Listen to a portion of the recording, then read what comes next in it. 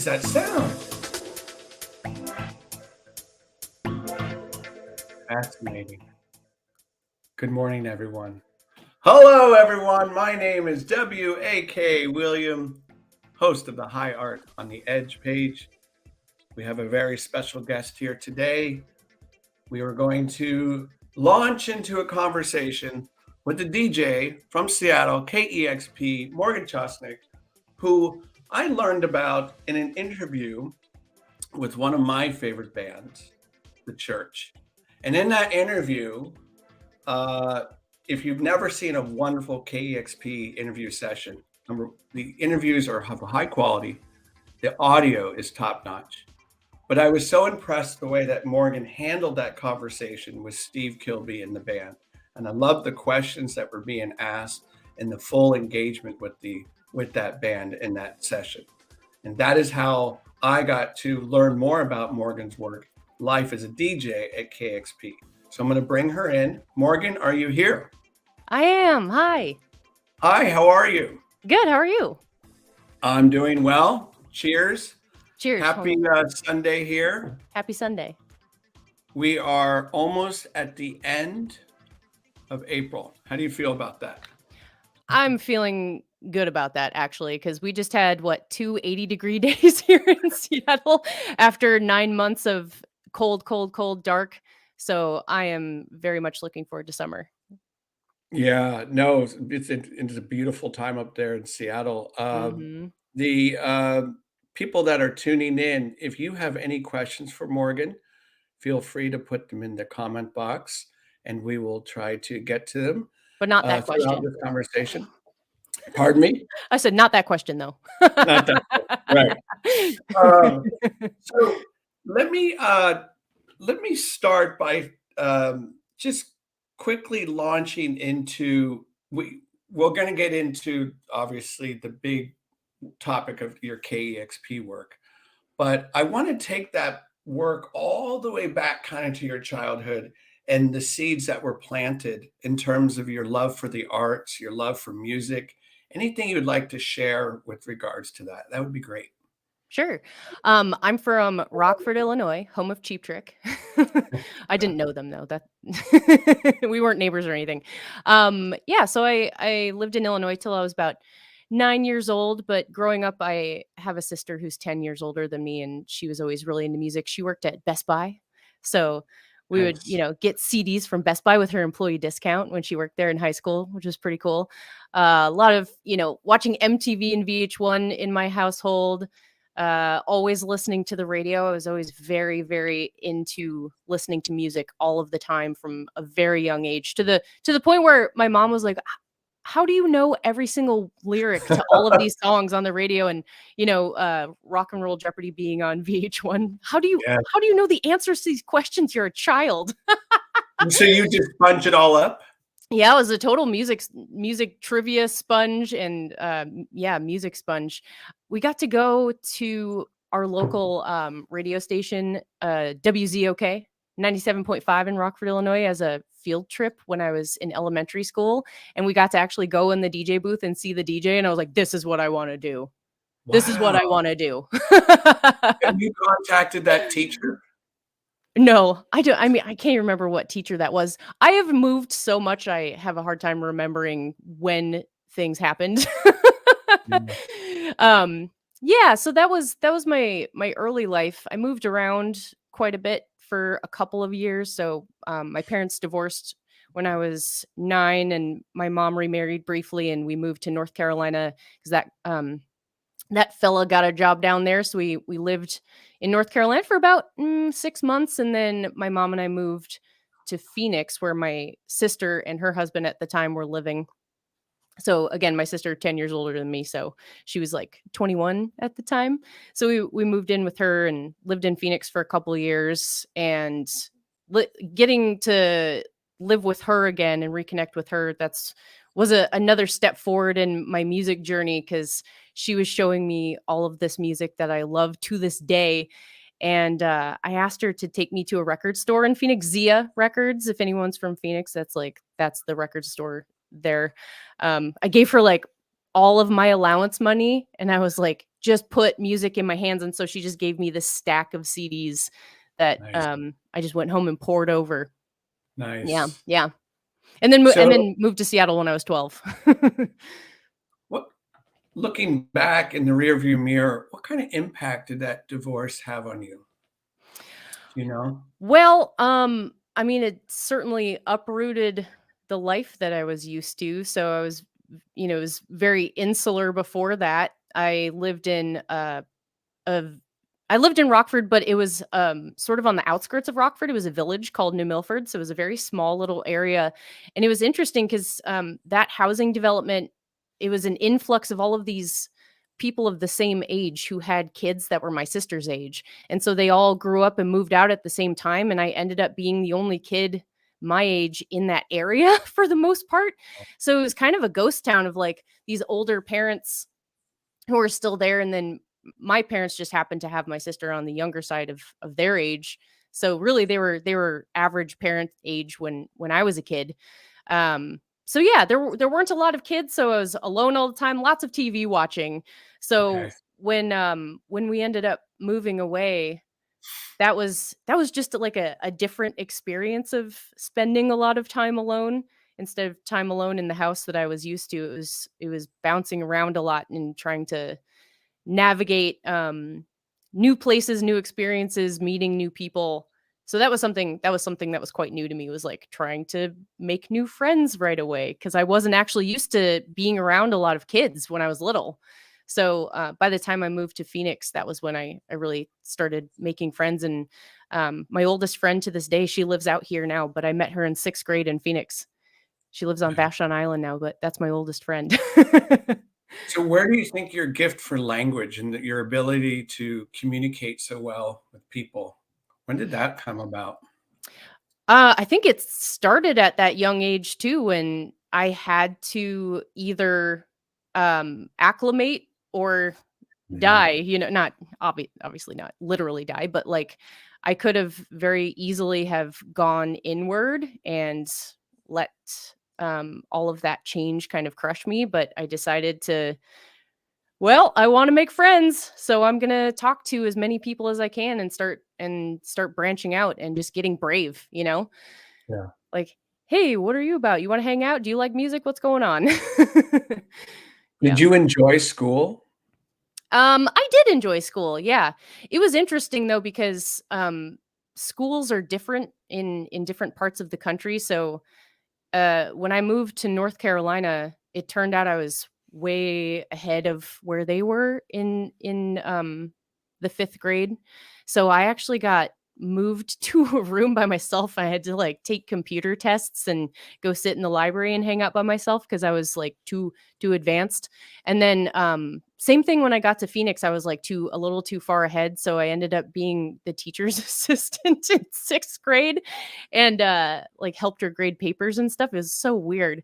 And then by the time I got to Washington, I evened out and like went into the honors program and stuff. And then in high school I also did running start. So I started going to community college at the same time as instead of high school. So they give you college credit as a high schooler. So I had my AA by the time I graduated high school when I was 18. So I Wow. did like school. Yeah. Yeah. Do you have any, did you do any sports or anything like that? Anything recreational? Not really. I did theater in high school. Um, Did you enjoy that? yeah, I did enjoy that. Yeah. I was in a few plays, and then when they would do musicals, I would sit those out. Yes, I wasn't a big fan of the musicals, but I would do like behind the scenes stuff like costumes or lights or whatever. In terms of your so as you're doing all this and you're building your love for music and this and that, at that time, if you can remember, what were some seminal bands to you that really spoke, Yeah, that you thought totally. highly of? So, my first love is Beck. And I found out about him. This is super funny if there's anybody watching who's around my age who used to watch Nickelodeon after school. There was this show called Stick Stickly, and it was a popsicle stick with googly eyes, and they would have culture segments. And so they would play a music video and talk about an artist or a band. And one of them was Bex Odelay, and it was two turntables and a microphone. Oh, nice. And Nice. so there was a segment about Bex Odelay, and I was like, I love this. This is crazy. I've never heard anything like this. And then that and New Pollution started playing on the radio station in Illinois, and I was like, oh, I love this. And so I went to my mom. I was like, please, can I have Bex Odelay? And she turned me down for the longest time of being able to get that album. I don't know why. I didn't have any, there was no censorship in my household. So it was very strange that she was like, no, you can't have that CD until until I moved to Phoenix, and it was like Christmas 1998, and she got me a Discman and Bex Odelay on CD. And I lived in Central Phoenix at the time, and I don't know why they thought where I lived was too close to the school for school bus routes, and so I had to walk, but it was 3 miles. So I had to walk 3 miles to the school and then 3 miles back, but I had my Discman and I had Bex Odelay, and I would just walk back and forth every day for that entire year with my one CD, which was Bex Odelay. Did you see the movie Ghost World? Yeah. This is reminding me of that. Yeah, totally. That was written about me. No. Wow. And then after that was when I got my sister to take me to the record store and get me the pile of CDs. So I got like a bunch more Beck CDs. I think it was up to Mutations at that time because it was 1998. So everything that came out before Mutations and before. And then John Spencer Blues Explosion, Built to Spill, Modest Mouse, The Breeders, Kelly Deal 6000, Tori Amos, like all of these CDs. I was like, lay it on me. Whatever you think is cool, lay it on me. So then I would go home and just pour over all of these albums. And it was cool because she was pulling a lot of like Seattle area stuff for me. And I started putting all of the connections together of like, oh, this CD's on K Records. This is also on K Records, which is from Olympia. And I became a huge K Records fan. And Modest Mouse was one of those CDs that she gave me too. This is a long drive for some with nothing to think about. And track 1 is Dramamine. I just listened to that over and over again. I got stuck on that song. I couldn't even move on to the rest of the album because it's so good. But I was like, oh my God, I really want to go to Seattle someday. I love all of these Seattle bands. This is amazing. And K Records, this is amazing. I like wrote a handwritten letter to K Records. I mailed it away and I was like, can I please have a sticker and a catalog? And they mailed it back to me and I was like, yes. And so when we moved up here, let's see, the summer before, between freshman and sophomore year of high school, Calvin Johnson, who's the owner of K Records, he was Dub Narcotic Sound System, Beat Happening. He had a solo album. He did like a 2-day tour of Seattle where he played 4 shows and then a KEXP in studio too. And I went to every single one of those shows. And by the second to last one, he was like, you've been at every single show. And I was like, and he was like, are you coming to the one tonight? And I was like, he goes, oh, I'll put you on the list. Cause that was the only one that you had to pay for. And I was like, wow. So I sat up front and he was like, hey, everybody, Morgan here has been to every show in the last 2 days. And then, where was this? in Seattle. In Seattle. Yeah. Yeah. And then so I started sophomore year, and in my English class, there was a project in the very first quarter of the year that was a job shadow project. You had to go job shadow somebody in an industry that you're interested in. And I was like, I don't know what I want to do. All I know is I want to work in music. So I emailed Calvin Johnson. I was like, do you remember me from the summer 2-day tour? Remember I was the one that went to all of your shows? Well, I have this school project and I have to job shadow somebody. Can I job shadow you? And I was like, here's my phone number. And he called me and he was like, yeah, let's schedule that. That sounds cool. Come on down. So my sister drove me to Olympia and I hung out with Calvin Johnson all day at K Records. And I got to watch a band record. I got to go into their warehouse and watch them pack orders. I got to make posters out of butcher paper and stencils and spray paint for a show that he was playing, and I still have that poster. And I actually went to that show too. So that was very, very cool. That was the coolest thing. Okay, so with that being so cool, how did that experience impact you to where you are now?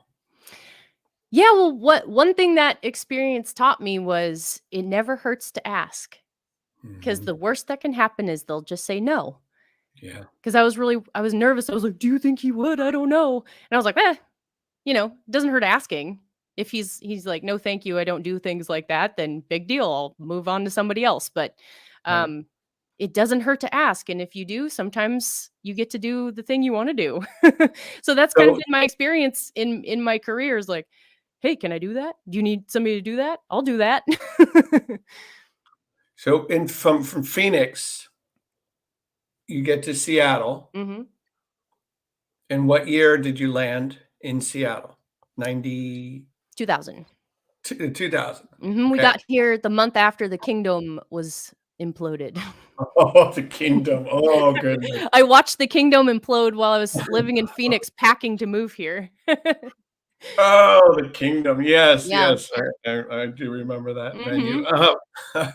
Did you, when you moved here, I mean, Mhm. that's a pretty radically different, 2 different radically environments. Yeah.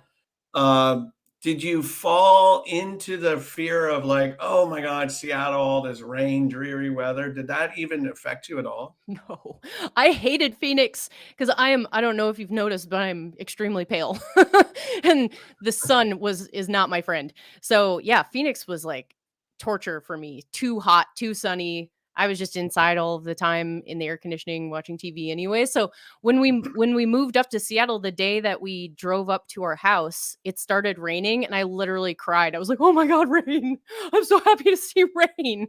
And it was late May. So it was gorgeous here. It was beautiful. Yeah, Like, it was the perfect time to move to Seattle because 'cause you're like, "Oh, this is what the summer's like. I don't care what the rest of the year is like. It's beautiful." it is. You're absolutely right. And in Yeah. terms of you landing in Seattle around 2000, obviously before 9/11, Mhm. and making that transition.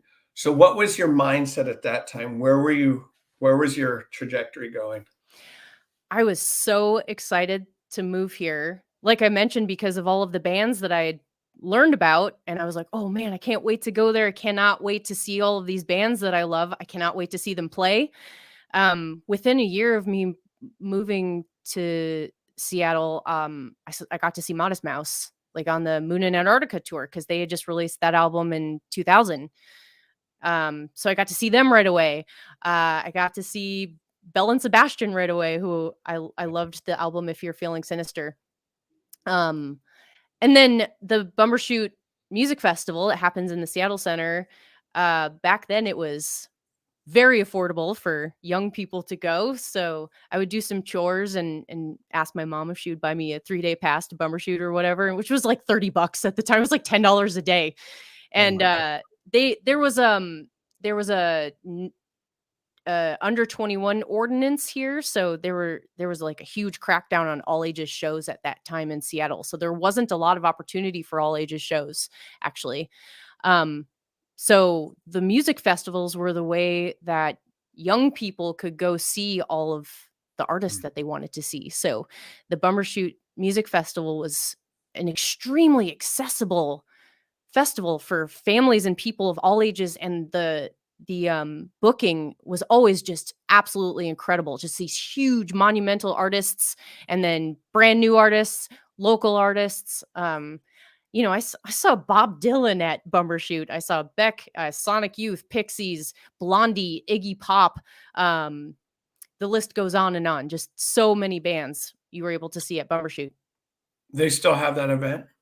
Yeah, so it actually so it was independent for a really long time, and then it was purchased by AEG, and they drove the ticket sales or ticket prices way, way, way up, and then it sort of crashed and burned, and they Yeah. dropped it. And so Bumbershoot was canceled for a couple of years, but an independent group of awesome folks are relaunching it this year. So Yeah. it's being reinvigorated this year, and I cannot wait to be a part of it. And I assume at that time, since you had moved to Seattle, you were familiar with the KEXP radio station?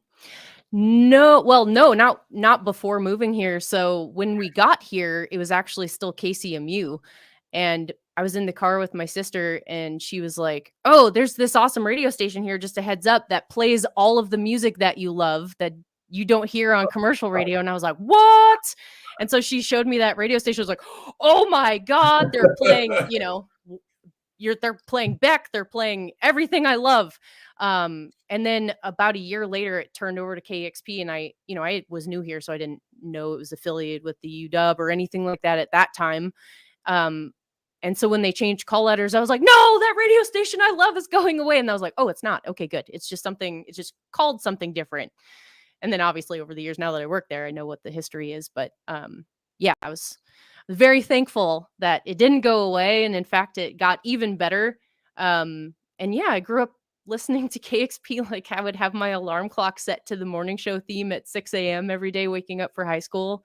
So it's funny to work so closely with John now, because I Yeah, grew right. up listening to him every morning before school, which My alarm he was set hates. to He you. hates hearing that. So hopefully he's not watching. So did you so did you did you go to the University of Washington? I did, yeah.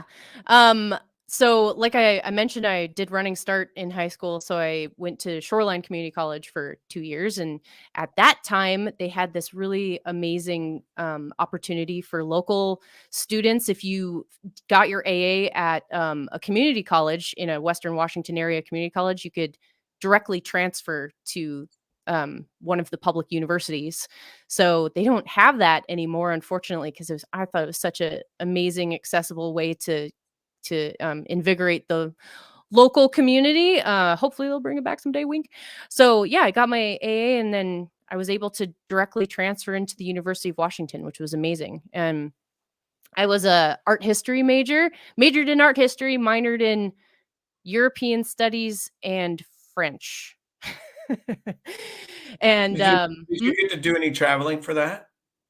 no, Yeah. I was too poor to do study abroad. It Yeah. was too expensive And for then the what we were just talking yesterday, and I told you that my mom truly loves University of Washington. What is it that about that experience that you enjoyed? Well, it's a beautiful campus, first of Mhm. all. I think it's a highly rated school too. So I mean, the classes were exceptional and the services were exceptional. And I mean, the thing that launched my now career there is they had so KXP used to be the UW radio station when it was KCMU. Like I mentioned, in 2001, it was taken out of the University of Washington and became KXP. And so for 2 years or so, the University of Washington didn't have a student radio station. And so some students in 2002 came together and were like, I want a student run radio station again. And so they launched an online only radio station that, instead of being an official part of the curriculum, like it wasn't part of the School of Broadcast or anything like that, it was just a club, a student club. Right. So that's Rainy Dog Radio. So they launched in 2002. And when I started going there in 2006, my friend that I went to high school with, um, he reached out to me and was like, "Hey, I'm the manager of the radio station. Come check it out." And so I went over there, and he was like, "I would like to give you a show because you're the reason I know about music." Because I loaned him a bunch of CDs in high school, and um, yeah, he's like, "You're the reason I know about all of this music. You're the reason I'm managing this radio station. So I'd love to give you a show." And I was like, "Sweet." So I became a DJ 18 years old. And Wow. then What was your time slot? I did an early, it was like 7 to 9 or 8 to 10 a.m. on Wednesday mornings. Yeah, I bet you enjoyed that experience I quite a did. bit. Yeah, it was awesome. I was like, "Yep, this is what I want to do. I love DJing. This is great." And then my senior year, I became the manager. So he graduated, and then the very next year I took over as GM of Rainy Dog. So That's so, this is something I've learned about you. You seem pretty intrepid when it comes to taking on new challenges in your life. Would you say that's pretty accurate? Yeah, when I like something, I tend to deep dive into it. I go all in. Yeah. And I tend not to burn out on it either quickly. Some people can be like, "Oh, I really like this," and then drop it right away, but I tend to have longevity with the things that I like. I would say I have clarity of vision of the things that interest me. Yeah. So you senior year, you're doing that, Yeah. and then I'm assuming you're going to all these concerts, soaking up all the music in the world.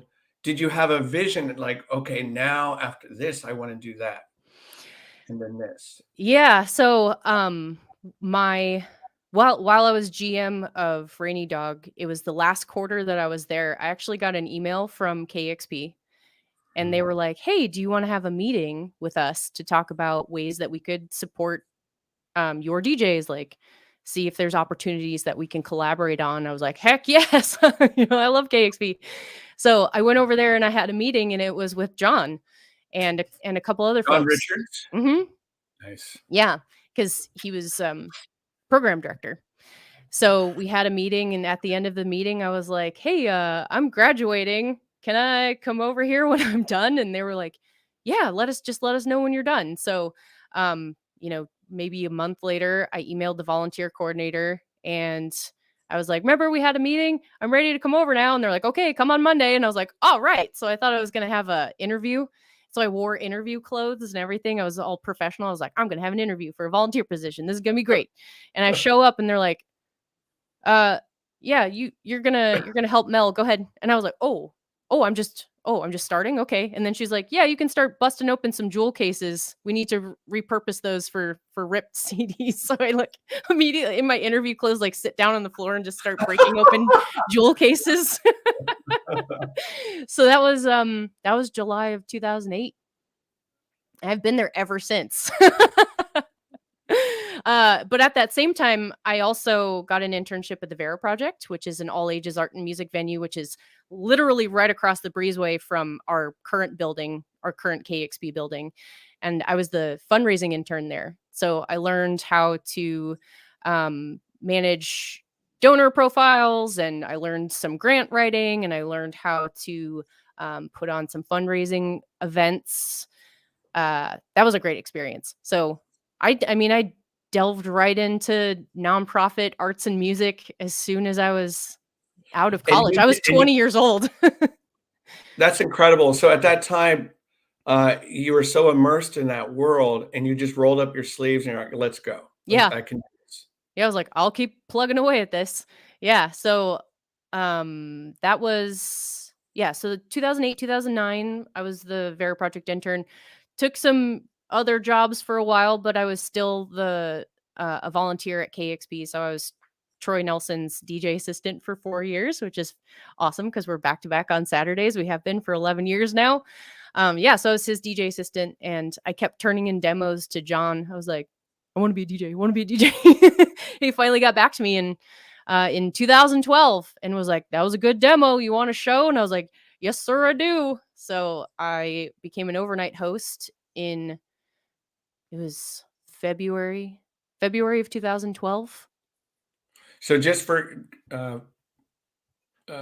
just an understanding, a DJ assistant. Tell us some of your Mhm. responsibilities. Yeah, so it's well, especially back in that day before DJs were playing mostly out of our digital music system, it was all CDs or vinyl back then. So it was pulling CDs from the library, pulling requests, putting them back, also doing all of the content on the playlist tool. So the real-time playlist that we have that has all of the great information, that was a major responsibility of the DJ assistant, was to flesh out all of that information so the DJ has good stuff they can read on air, like shows coming to town, fun facts, things like that. Yeah. So it's a great way to develop music writing skills. And none of this put any fear in you. Fear about what? Just the idea of that, of helping someone that's I'm doing this and I'm responsible for this. All of this was just right in your wheelhouse. Yeah, I guess so. I was in my element. And Yeah. Troy, I was very lucky because Troy and I became like fast friends basically as soon as we met. He's one of those people. I don't know if you've had one of those people in your life where you meet them and you're like, oh, we're best friends. We're just best friends. So Yeah. that was me and Troy as soon as we met. We talk about that all the time. Like, as soon as we met, we started making each other laugh, started hanging out. And he was like, what do you want to do? And I was like, well, I want to be a DJ. He was like, you want to be my DJ assistant? I can try and help you. I was like, that would be great. Thank you very much. So, So by working with him, what mhm. what skills do you think you kind of acquired and appreciated about his work? Yeah, Troy, if anybody listens to KXP, especially in the last year or so, you'll know that we have this new feature called Segue of the Week, Hmm. where listeners can vote for song transitions that are chef kiss amazing. And then on our music magazine show, Sound and Vision, the winner of last week's Segue of the Week will judge three and pick the winner, and then the winner will and so on and so on. So Troy is the transition master. He is the segue master. He literally has a book, a Bible of all of the song transitions that he's made that he thinks are outstanding, and he writes them down and he keeps track of them. So being in the Troy Nelson lineage was awesome because he cares so much about how everything sounds put together. And he has such a wide range of music taste, and we had very similar music tastes. So doing shows with him was just so much fun. And I got to learn the mechanics of being a really great DJ when it comes to segues, especially. So I was very lucky getting to watch him and listen to him. My name is W. This is we're tuned into DJ Morgan High Art on the Edge here. It's a great conversation about your experience at KEXP. As an observer of KEXP work, as I've seen many times, what I get a sense is there's a real collaborative family spirit within your work environment. Can you speak to that? Yeah, for sure. There's, we just hit our 50th anniversary last year. So there's a long legacy of KEXP, but especially in the last, I guess, 30 years, they're really crystallized this core group of people. And the turnover is so low at KEXP because it's such a fun job. It's such a fun place to work that a lot of people who were there 30 years ago are still there. And I've been there for 15 years now, and there are a lot of people who I started with and are still working there. So like I mentioned, I started working there when I was 20. And so these people have been my work family for 15, 15 years. So yeah, it's just amazing to work with a group of people who all have this shared vision of seeing the mission of KXP grow and spread throughout the world. And really it's all about building community through music. It's about making people's lives better. It's about amplifying the work of musicians and artists, and showing how valuable they are to our society and to the world, and holding them all up in the same level. So it doesn't matter if they're a huge stadium band or a local band from around the corner. They're all held in the same esteem for us, and it's just celebrating great music and So sharing it you, with others. so you have John, Mhm. Cheryl, Mhm. Kevin. Kevin, Yeah. Troy, Yeah. you, Uh-huh. and others. So, what do you bring to that family? What attributes have you shared that has enhanced that program? Well, I feel like I have a natural ability to help people do their best work. So I really love mentoring people, giving them advice, helping them develop their own voice and skills. I love being able to fix any roadblocks that are in front of them so that they can relax and not have to think about those things and do their best work. So In every job that I've had, for the most part, I've become a manager. So I feel like I have a really natural inclination for bringing people together and moving them in the same direction, and I'm just really passionate about helping people do their best work. Do you remember your very first interview? Yes, my very first interview was Ground is Lava. And how did that go? It was good, yeah. It's an electronic artist, so it was just one guy. He had his setup on the table. He was super chill, and I was like, "This is the best possible person to do Yeah. a first interview with," because it was so chill. Yeah. And I even told him that. I was like, "You're my first interview. I'm really Thank excited." He's you. like, "Oh, that's so cool." He's like, "This is my first in studio." I'm like, "Oh, perfect." Yeah, that was my very first one, and I think that was 2013. Yeah, so I got hired as an overnight host in 2012, and then after a year, I was moved to Saturdays noon to 3, and so immediately was like, "Oh, we start hosting in studios."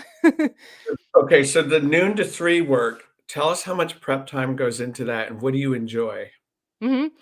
I mean, I think we all are doing prep all the time throughout the week. So music is being sent to us constantly, or new music is coming out, and we're always just listening to it. There's a lot of listening to each other too, Mhm. listening to other shows and hearing what other people are playing.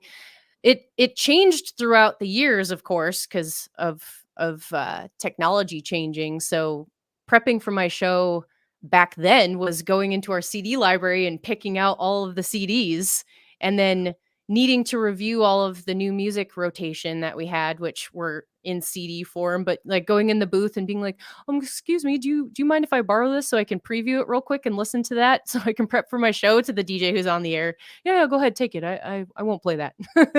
So it was very, very CD heavy, like stacks of CDs next to me.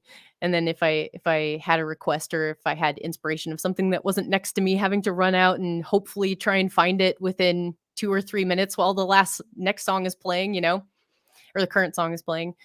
But these days, everything is digital, so I'm getting sent music from directly from artists, directly from promoters, directly from labels. So throughout the week, I'm getting music sent to me in my inbox, and I'm doing my best to preview as much of that as possible. Um, I have a whole folder in my inbox that's just all of that Mhm. music, and I dump all of that in there because I'm also the program director at KEXP, so my inbox is can be a hellscape at times, so I try and keep it organized. Right. um, so yeah, I preview as much of that as I can, and then our music director is always adding new music to our digital music system, which we have the ability to access from home. We have a web client that we can access, so we can be previewing all of that in real time and prepping our shows that way. Um, and then I love going into the station a couple hours before my show and really spending time in the DJ booth and going over our digital music system and starting to craft some sets. I don't completely plan out an entire show, but I certainly plan my first set is done for sure. And then sometimes I'll have the inspiration to curate like full complete sets. But I do like to keep it open though for flow, because it's nice to be able to have on the fly inspiration strike Yeah. when you're mixing, and then also of course working in requests. um Part of my prep is looking at what has happened on that day in history, if it's somebody's birthday, if there's an album anniversary, something like that. If there's something going on in the world, I might completely scrap what I've been thinking of and switch gears. Like um when Joe Biden became president, remember it took like 6 weeks or whatever for it felt like 6 weeks anyway. It took several weeks for them to declare the winner. Um, so we never knew when it was coming, and it got declared while I was sitting in my car in the ferry Uh, line waiting to go to work that day. And I was like, well, I guess I need to scrap what I was gonna do and do something different. So and then, what if an artist dies midway through the show, that happened to me a few weeks ago. Tom Verlaine passed away halfway through my show. And I was like, okay, well, I'm going to be playing the first half of Marquee Moon now. yeah. Yeah. What's the buzz, the rush that you get from doing the show? Yeah, it's awesome. I love it. It's a little nerve-wracking at first because sometimes I'm like, I don't know what's coming in the next set, but it's the rush of like figuring it out and having inspiration hit you several times over the course of 3 hours is very fun. And then and then waiting for people to start responding to and sending in requests and then getting inspired by what they want to hear, maybe um what they're up to in the world. Maybe there's a huge concert that's happening that night in town and everybody's emailing me about how excited they are for it. And I'm like amping people up for that. So it's Yeah. always different. Every single time I'm on the air, it's always different, which is nerve wracking at first because you don't know what's going to happen. But at the end, you're Right. like, yes, that was so fun. Are you the type of person that is completely accepting of making mistakes? Yes. Are you or are you hard on yourself? Are you No, really like, no, "Ugh." I'm really Okay, not hard on myself. I don't care. I'm like, yeah, oh well. Learning opportunity. Learning right. opportunity. That's how I try and frame mistakes. Yeah. So I wanna go back from the very beginning Mhm. to what I mentioned, how I got to really appreciate the work that you do to these interviews and the one that you did with, Steve Kilby in the church. For these kind of bigger interviews, what's your approach? What's your system? Um, I do this for every single interview, big or small. I research as much as I possibly can about the artist. I obviously I listen to the new album very, very thoroughly because when people are touring on new albums, especially if they're established bands, they don't want to talk about the thing that came out 30 years ago necessarily. They want to talk about the thing that they're touring on. So being very cognizant of that. Uh, but I take a like a Terry Gross from NPR approach where I've heard her say that she tries to find everything she possibly can about the person she's interviewing, even though the interview, well, in my case, the interview is much shorter than what Terry Gross is doing. Like my interview is 10 minutes, hers is an hour. But I try and learn as much about the person as possible so that the conversation can go down any avenue and I can um, navigate it in an educated way as much as possible. Yeah. And then so with that church one, do you remember that specifically, or Um, I mean, do you I try to remember forget it, it? but I don't remember specifically what we necessarily talked about besides the album that they had put out at the time. Well, the reason why I asked that is, like, do you like, you know how, an actor will go back or most likely will not go back and watch their movies? Yeah. Do you ever go back and replay some of those interviews to gain more, like, knowledge and like, "Oh, I should have," or Mhm. Not like re that? not really. Yeah. I I'll go back and watch them when they launch. So Okay. when they first launch, I'll see how it all went to just to make quality control, of course, but I tend not to go back over the years and rewatch them unless I'm getting that artist in again, and then I'll remind myself of what we talked about so that I don't necessarily repeat myself, or I can reference something that we talked about before. But yeah, when an artist comes in, I'll watch the previous sessions that they've done so I Yeah. can see what they talked about with other people too. So at this current rate, what is your title now? I am programming group director. So tell us what that means. Yeah, so I direct the main core programming group, which consists of the video team, so are obviously who film all of the live performances, the audio Mhm. production team, um, the music direction team, and then the on air team, so the DJ team. So my direct reports are the video manager, the audio manager, the music director, and the DJ manager.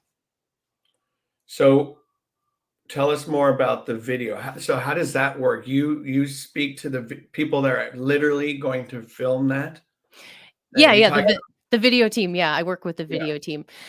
So I haven't had this position for very long. I have had this title for about 8 months.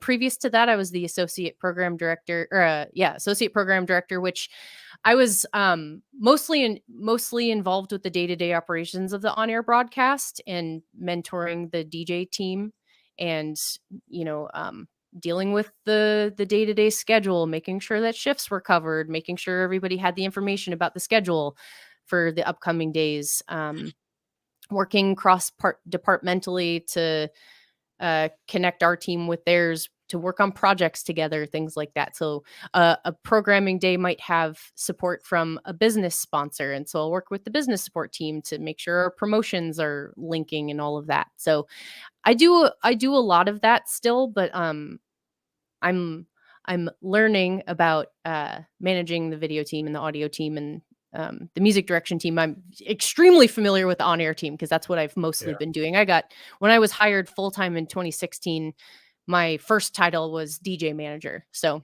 Okay. yeah, so that's what I'm most intimately familiar with, and now expanding that skill set and the teamwork. So I'm really excited. But obviously I've been working with all of these people for 15 years, so I know them all very well. So it's not hard to settle into that.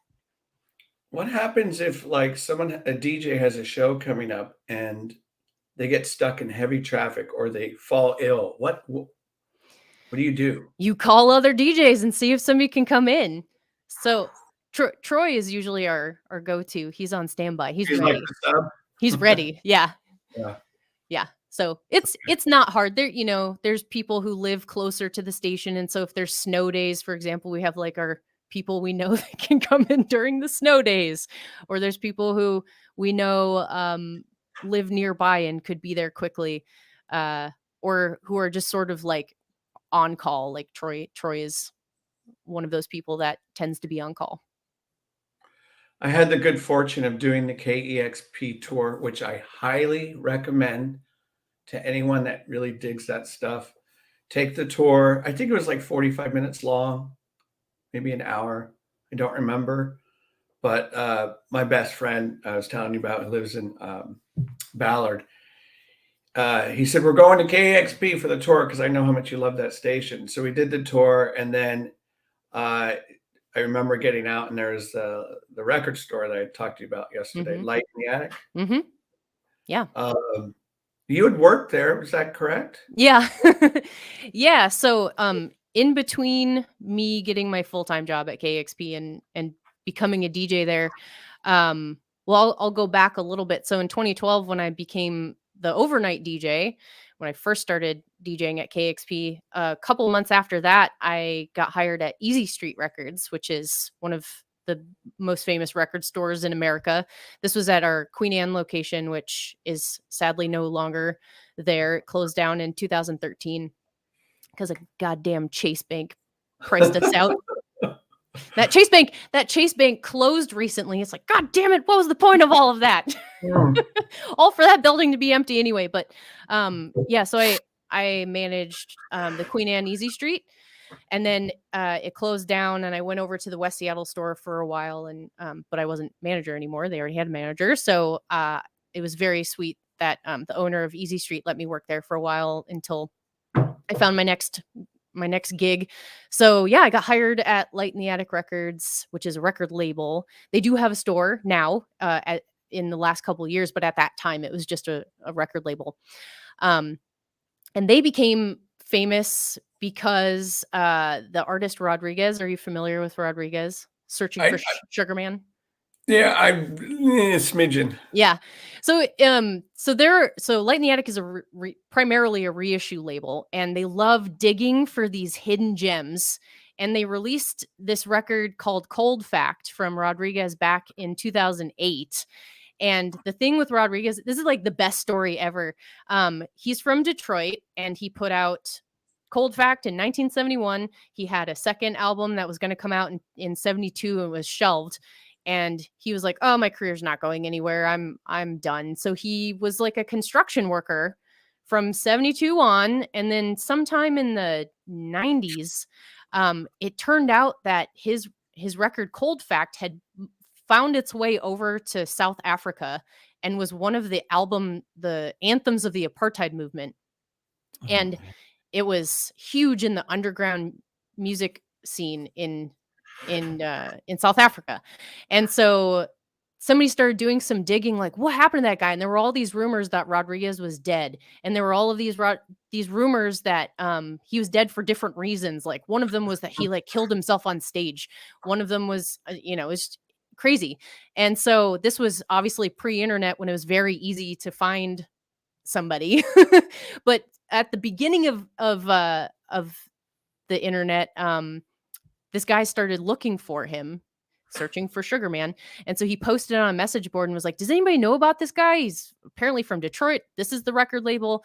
And so Rodriguez's daughter was alerted to it somehow and wrote back and was like, I'm Rodriguez's daughter. He's still alive. Would you like to talk to him on the phone?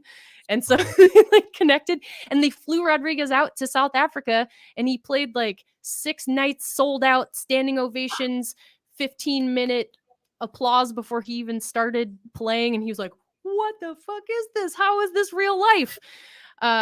He had no idea he was famous.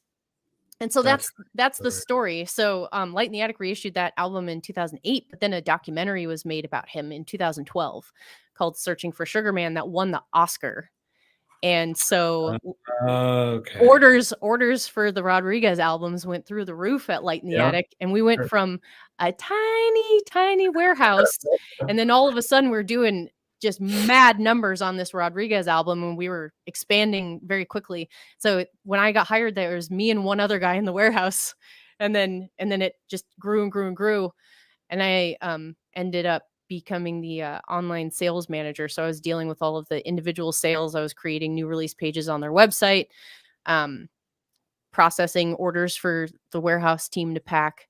But yeah, once I got hired at KEXP full time and we moved into our new building, Light in the Attic ended up opening a record store in our gathering space. So I was like, hey, my two works combined.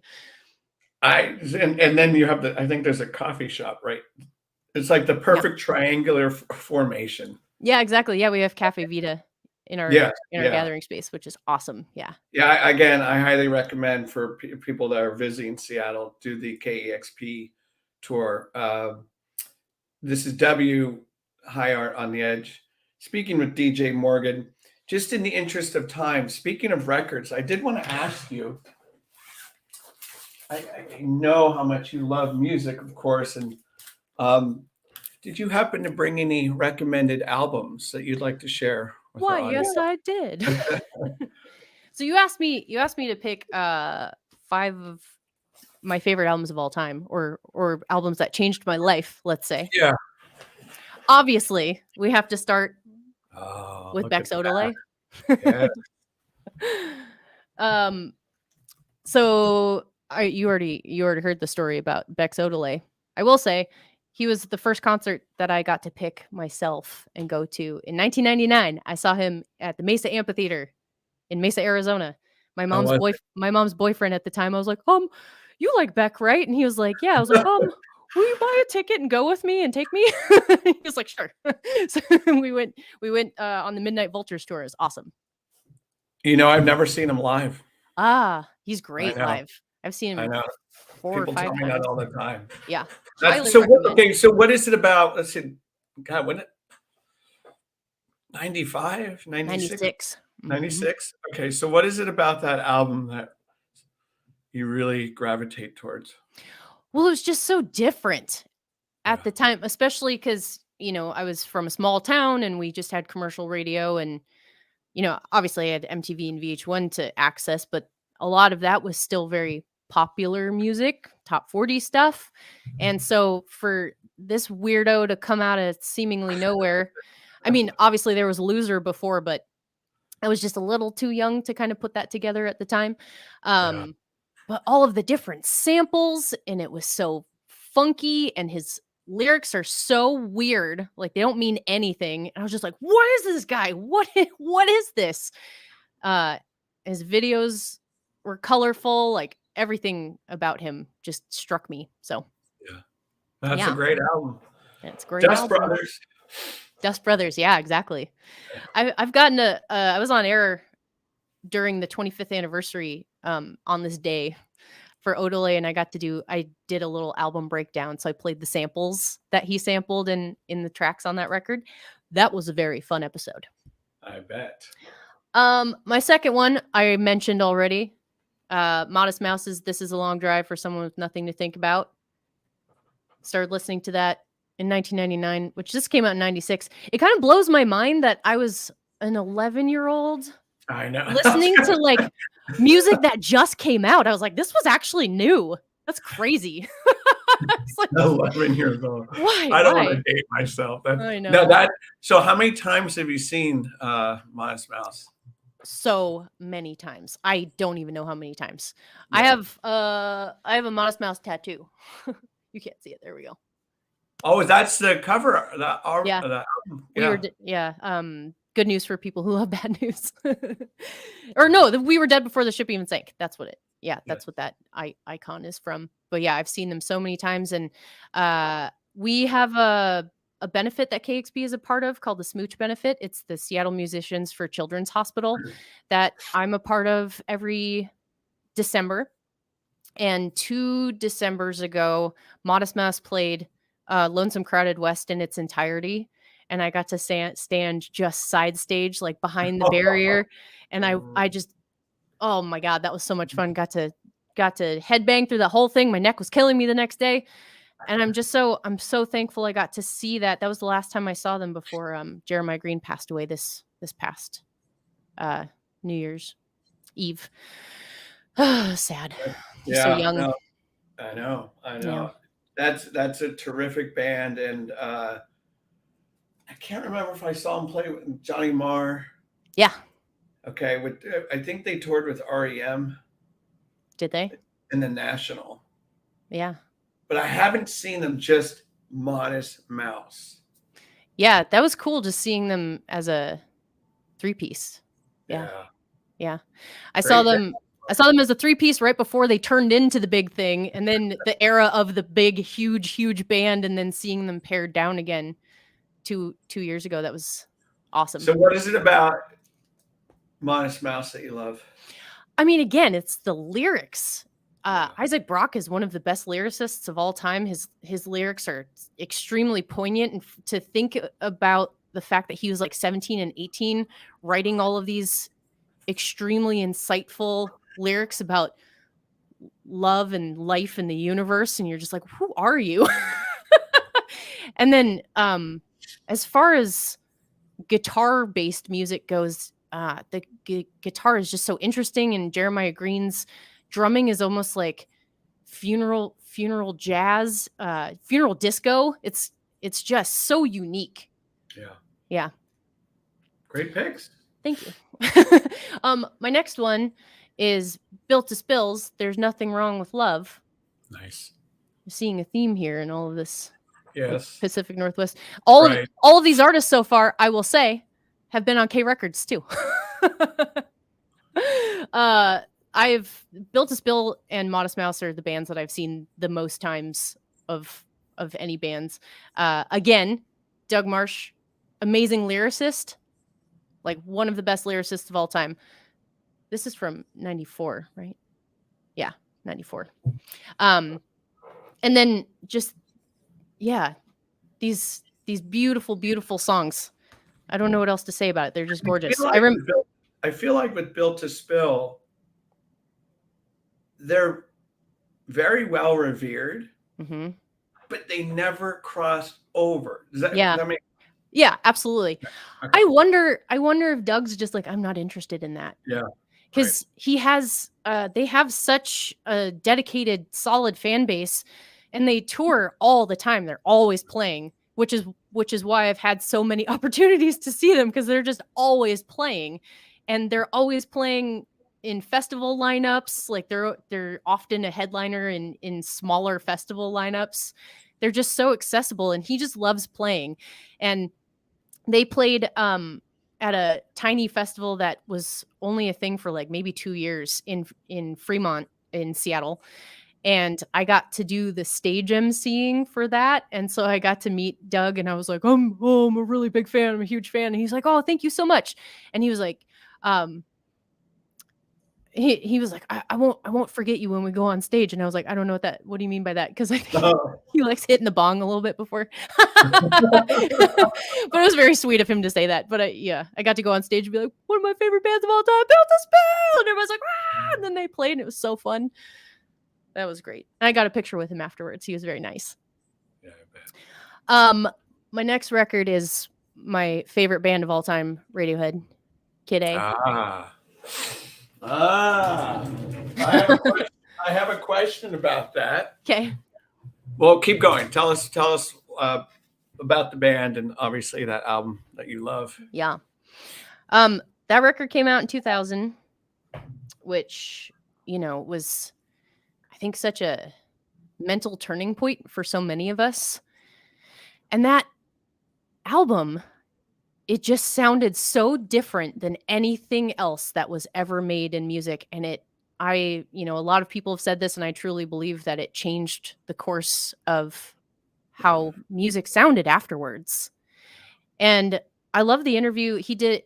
He and Stanley Donwood Tom York and Stanley Donwood did an interview recently for the anniversary of Kid A when they put out that Kid Amnesia album or the box set. And they were talking about putting the album out at that time and remembering, and they put that out. And in the UK, they were getting slammed by critics. Like, this is weird. It's stupid. We want OK Computer. Bring that back. Who the hell do you think you are by putting this record out after OK Computer? And then it went to number 1 in the US, and it just blew their minds. They're like, oh my God, I can't believe this is real.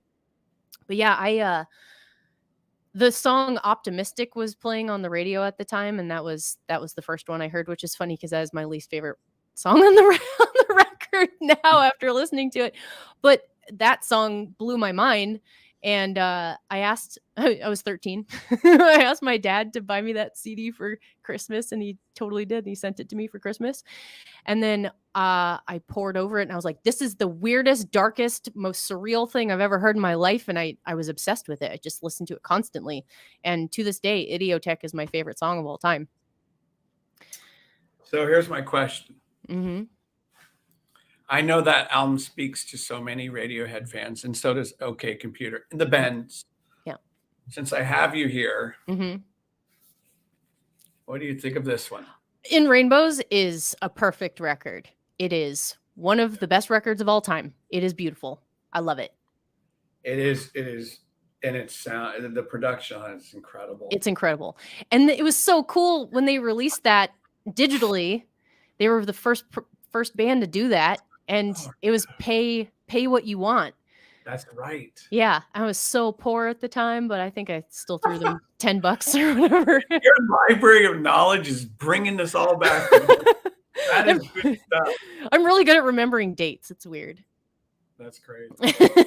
Yeah. And then this past December, the Smile came to KEXP, and I got to host that session. And so it was very surreal to meet Tom York and Johnny Greenwood, my heroes. It was very, very cool. One of the highlights of my life. Another conversation. Yeah, great. You can watch that session on YouTube now. And then the last record I have picked out for us is Ziggy Stardust, of course. Yeah. Of course. When I was 15, and I guess it was 2002, David Bowie came to Seattle, and thank God my mom had the foresight to buy tickets, and she took me, and we saw David Bowie. And I still cannot believe I've seen David Bowie live. And that was the last time he ever came to Seattle. Where did he play? He played the Moore and the Moore Theater? The Moore Theater, yeah. And Holy, Macy Gray opened. I think I saw Lord Huron there. Yeah. That's not that big. No, it's not that big. I know it's a really good venue to see David Bowie. God. And it was a nonstop hit parade. He just played the hits. And I wasn't fully aware of it at the time, but you can easily find set lists from shows across the years on the interwebs on Last FM. And I looked at that set list recently, and I was like, holy shit, that is just one after another. One after another. Hit. Oh my God. It was incredible. Such a good show. Yeah. So you've seen the Bowie, and I've seen the Bowie. Wow. I've seen all of these. I've seen all of these bands that I picked out. That's fantastic. Yeah. Yeah. Never, so there you go. I've never seen Beck, and I've never seen Bowie. Never will see Bowie. So are you a big vinyl head? Um, yes, but also I have clutter phobia. And so I cap myself. I'm like, this is too much. It can't expand beyond this because I just cannot live surrounded by things as much. I already am surrounded by things. So I try and limit myself to my favorite records of all time I will own. Yeah. Which fortunately is a lot. I have a lot of favorites. Do you have any more to share? Not next to me. Okay, great. So we're going to wrap this up. Yeah.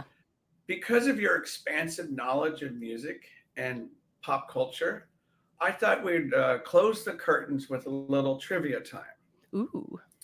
I love So what I'm going to do is I'm just going to ask you 3 to 5 trivia questions, and we'll see what comes about. The first type of trivia questions will be names of songs. Okay. And then what you're going to do is just name the artist. Okay. It's going to be really embarrassing if I don't get them. Well, I think you're going to get this one. Here we go. Okay. We're going to go. Yeah, let's start with on the easier side. All right, here we go. I say dashboard, float on. You say Modest Mouse. All right. Here we go. I say Blood Buzz, Ohio. Don't swallow the cap. I need my girl. The National. Who would you say? The National. Their new album. I listened to it twice yesterday. So good. They're a great band. They really are putting out just great music consistently. Mm-hmm. Okay. I say Rebellion, Lies, Reflector. Arcade Fire. Which David Bowie was on the song Reflector. Fun fact. That's right. I say A Punk, Cousins, Unbelievers. You say. Is that Pixies? No. No, A Punk. I know this. Shit. Tell me. Vampire Weekend. Oh, Vampire Weekend. Yeah. I don't love that band. That's why.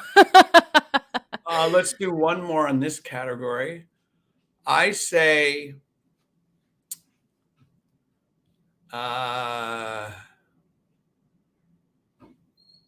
Gold Lion. Yay, yes. All right, now let's do some trivia for you. Ready? Okay. This is random 90s trivia. Okay. We're going to go PBS on this one. Ooh. Slightly, you'll see. Okay. What is the name of the famous show within a show conceived as a parody of PBS This Old House? Oh, is that Home Improvement? Yeah. That's oh my God. All right. I see where this is going to go. Oh my God. I can't believe I got that. That's funny. All right. Here we go. Mm-hmm. What eponymous star of a show about nothing did an American Express commercial in the 90s? Seinfeld. That's correct. All right.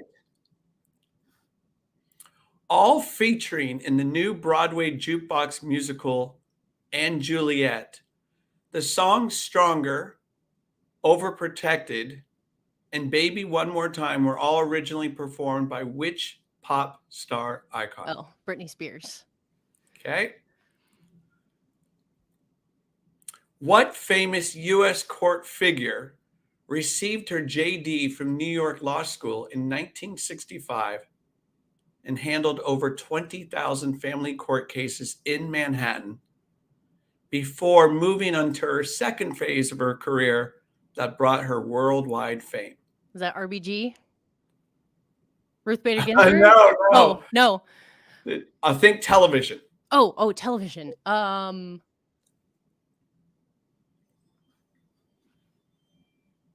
Wait, she was a lawyer in real life, or is this in the Yeah.